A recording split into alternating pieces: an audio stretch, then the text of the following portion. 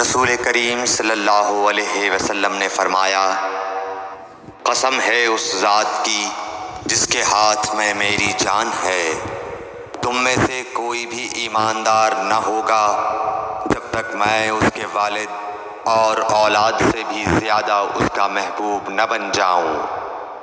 صحیح بخاری حدیث number 14۔ Sahih Bukhari Hadith number 14. Narrated Abu Huraira, Allah's Apostle said, by him in whose hands my life is, none of you will have faith till he loves me more than his father and his children. In Arabic,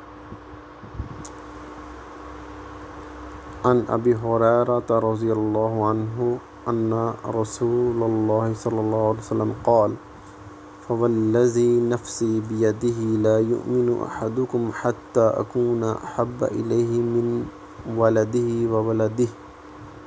صحیح بخاری۔ جزاک اللہ خیر۔